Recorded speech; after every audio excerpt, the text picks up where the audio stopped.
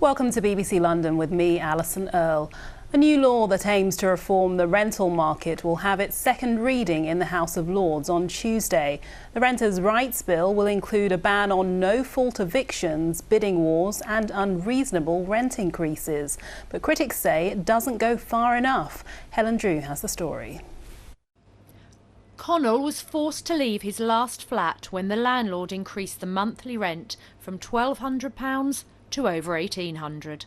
So we were forced out of our home. We've been in London for 5 years. We've lived in Tottenham the whole time, and that was clearly very stressful for myself and my partner. It really destabilises your entire life. It destabilises your mental health, the amount of stress that it puts you under. Trying to find a home and trying to find somewhere to live, it's incredibly difficult. The Renters' Rights Bill includes numerous elements. The change that's got the most attention is the ban on no-fault evictions, known as Section 21s.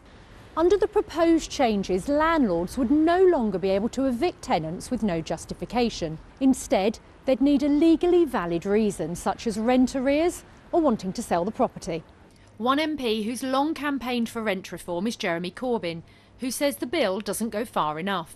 I grew up with the whole idea of rent controls. There were rent controls in this country until Margaret Thatcher came along. There are still rent controls in New York, in San Francisco, and in many countries across Europe. There's nothing wrong with them. It seems to me a reasonable way of preventing excessive profits being made out of the private rented sector and exploiting people who are in desperate housing need.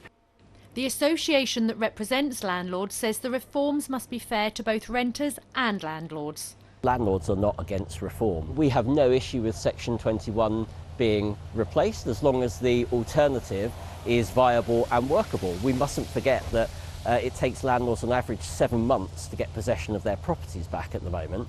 The plans must be approved by MPs and peers, who could propose further changes before they become law, potentially this spring. Helen Drew, BBC London.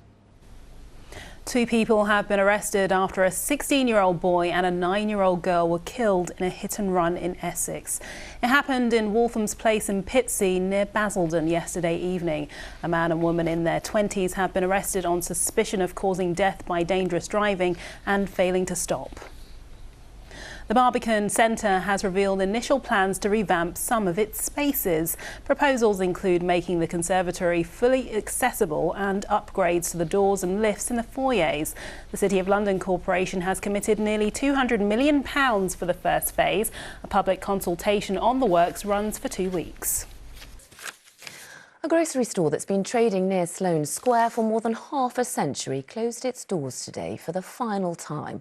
Partridges is a family-run business and it's been in the area since 1972. It began by selling fine British produce and wines from around the world. Its current owner, John Shepherd, says he and his family will relocate, but will miss the shop. So we're very, very sad about leaving here. It's got happy memories for us. We've had a great time here. Wonderful staff, we're really a big family, and we've run the market outside, so there's been great synergies there. So we've had a very, very lucky run.